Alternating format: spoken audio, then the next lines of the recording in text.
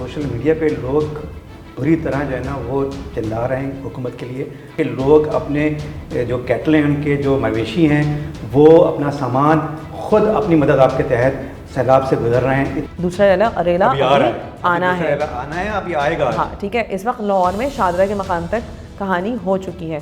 अच्छा, सैलाब के साथ साथ जो अलर्ट है, जो एनडीएमए ने कहा है कि वो बारिशें भी होंगी अभी। आपको लगता है कि दोबारा अगर हम आफत ज़दा करार दे दिए गए खुदा न ख्वास्ता तो हमें फंडिंग मिलेगी, हम कहीं खड़े होंगे? ये तो सब अपना सारा ये जो पूरी टोला है तो डकार गया है। हम कहीं नहीं खड़े होंगे, हम डूब रहे होंगे और हमारे लोग डूब रहे होंगे।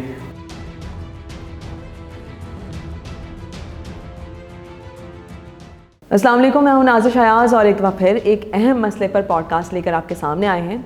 पूरा पाकिस्तान इस वक्त हाई अलर्ट है। भारत की जानिब से सैलाबी रेला जो छोड़ा गया है उसने काफ़ी ज़्यादा तबाही मचाना शुरू कर दी है पंजाब के इलाक़ों में।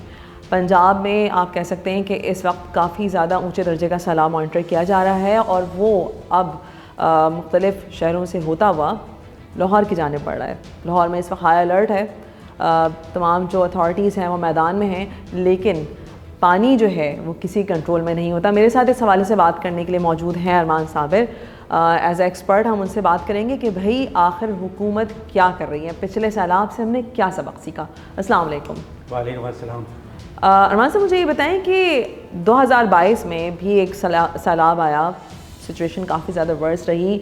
सिंध में इतनी बुरी सूरत हाल रही कि बहुत सारे लोग डिस्प्लेस हो गए, ज़मीनें बंजर हो गई, इतनी सूरत हाल ख़राब हो गई कि उसके बाद वो लोग वापस ही नहीं जा सके। हुकूमत ने उनको इतना ताउन ही नहीं किया दोबारा से खेती के लिए। इस वक्त पंजाब ख़तरे में है, पूरा पाकिस्तान ख़तरे में नज़र आ रहा है। अब मुझे बताएं कि हुकूमत कहाँ खड़ी है? हुकूमत तो मुझे लगता है कि कहीं खड़ी है ही नहीं, कहीं नज़र ही नहीं आ रही है हुकूमत। और इस वक्त जो है वो सोशल मीडिया पे लोग बुरी तरह जो है ना वो चिल्ला रहे हैं हुकूमत के लिए, और बल्कि ये कह रहे हैं कि हुकूमत तो कहीं है ही नहीं, पंजाब में भी कहीं नज़र नहीं आ रही। ये सिर्फ़ और सिर्फ जो कहते हैं ना कि कैमरे में आ रहे हैं, जा रहे हैं वहाँ पर जाके जो है वो टिकटॉक के लिए वीडियोस बनवा रहे हैं और यूट्यूब के लिए वीडियोस बनवा रहे हैं।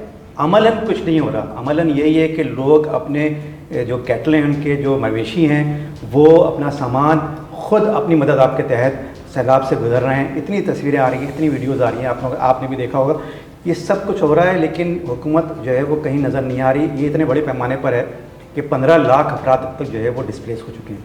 और जो अब तक जो फिगर्स हैं ये ऑफिशियल फिगर्स हैं, कोई मैं अपनी तरफ से कोट नहीं कर रहा, ये ऑफिशियल फिगर्स आ रही हैं कि 15 लाख अफराद अब तक डिस्प्लेस हो चुके हैं लोग। और मज़ीद जो है वो डिस्प्लेस होने के लिए जो पानी जिस तरह से बढ़ रहा है, अभी जो है वो अभी तो लाहौर तक आया, अभी झंग की तरफ जा रहा है।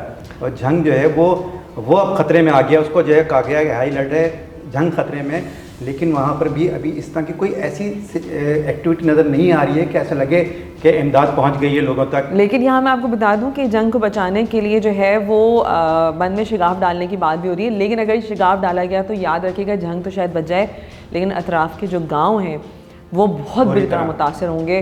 अच्छा, सैलाब के साथ साथ जो अलर्ट है, जो एनडीएमए ने कहा है कि वो बारिशें भी होंगी अभी।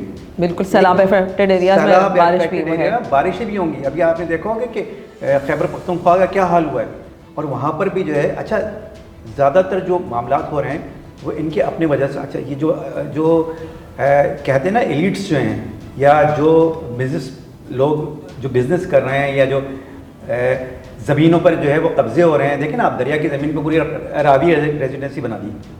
इसी तरह से जो खैबर पख्तूनख्वा है वहाँ पर लोग जो हैं वहाँ पर काट रहे हैं। एक तो रेती बजरी के लिए वहाँ पर ऐसे हैं, पूरी खुदाई हो रही है। दूसरे ये कि जो दरख्त हैं वो काटे जा रहे हैं, और जो दरख्त काट रहे हैं, टिम्बर माफिया जो है वो जो दरख्त काट रही है, कोई पुरसाने हाल नहीं है। इसी वजह से जो है एक तो जो क्लाइमेट चेंज है उसका इफेक्ट तो आ ही रहा है, उसका जो है बुरा असर आ ही रहा है। लेकिन हम खुद क्या कर रहे हैं, और हम खुद जो कर रहे हैं उसकी रोक टोक करने वाला कोई है? नज़र आता है? कोई नज़र नहीं आता।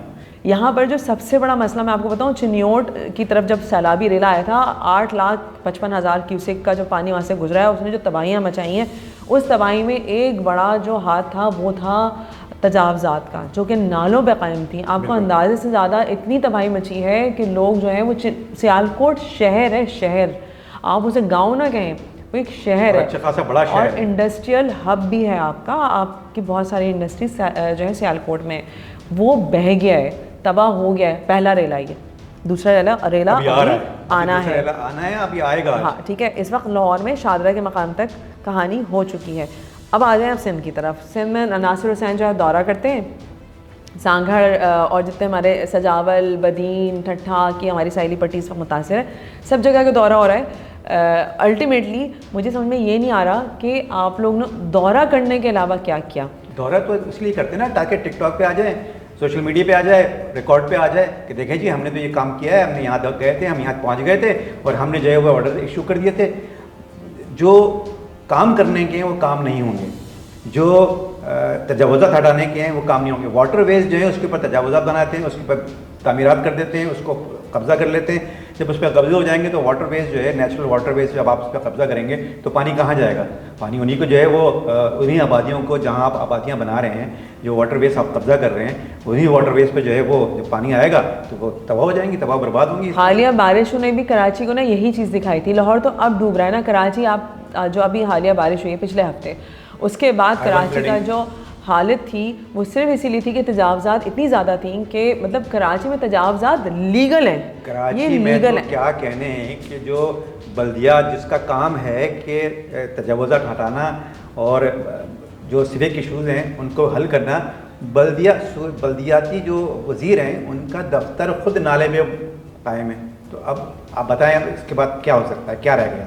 आपको लगता है कि दोबारा अगर हम आफत ज़दा करार दे दिए गए, खुदा ना ख्वास्ता, तो हमें फंडिंग मिलेगी, हम कहीं खड़े होंगे? ये तो सब अपना सारा ये जो पूरी टोला है तो डकार गया है। आपने कहा ना कि कई ममालिक ऐसे हैं जो कि इस दौर से गुजरते हैं और फिर वो खड़े हो जाते हैं।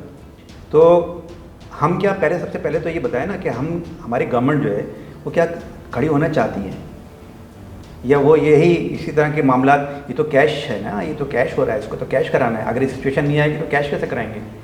लेकिन अब मुझे ये समझ में नहीं आ रहा कि अगर मज़ीद सैलाबी रेला आता है तो फिर हम कहाँ खड़े होंगे? हम कहीं नहीं खड़े होंगे, हम डूब रहे होंगे और हमारे लोग डूब रहे होंगे, और लोग जो है उनसे यही अपील होगी कि वो अपनी मदद आपके तहत बाहर निकलें। हुकूमत ने तो कुछ करना कराना है नहीं, बाद में फिर जो है बहाली का जो काम होगा उसमें फिर बाद में जो लोग जो जितनी इमदाद देंगे ना उतनी गवर्नमेंट नहीं देती। भाई गवर्नमेंट जो है वो कुछ भी नहीं करते हैं, ये जो फलाही तंजीमें हैं वो जाके जो है वो जितना काम कर देती हैं हमारे यहाँ, और लोग बढ़ चढ़ के जितना जो है वो हिस्सा देते हैं इसमें, गवर्नमेंट हमें कहीं नज़र नहीं आती। आप क्या, चाहे वो 2007 का जो है वो 2005 का जो है ज़लज़ला देख लें, उसके बाद 2022 का सैलाब देख लें, इसके अलावा भी जो है वो जितनी बारिशें हैं, अर्बन फ्लडिंग होती है, जो भी कुछ होता है, जो भी आफात आती हैं, उसमें आपको लोगों की तरफ से तो जो है वो इमदाद भी होती है, वो वॉलंटरीली जाते भी हैं वहाँ पर, अपना हिस्सा भी जो है वो देते हैं, वहाँ पर आप काम भी करते हैं। जो NGOs हैं जो इस पर काम कर रहे हैं, सीरियस हैं,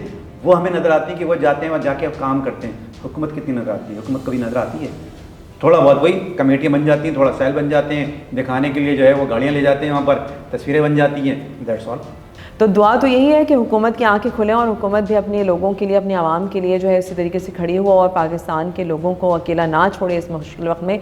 सिर्फ फ़ोटो सेशन ना करें, सिर्फ वोट में बैठ के सैर करने के लिए ना चले जाएँ लाइफ जैकेट्स पहन के, बल्कि लोगों को निकालने का काम करें, लोगों की मदद करने का काम करें, और अगली दफ़ा किसी भी ऐसी सैलाबी सूरत हाल से बचने के लिए इक़दाम भी करें। हम आपसे लेंगे इजाज़त अगली पॉडकास्ट तक। टिल देन, अल्लाह हाफ़िज़।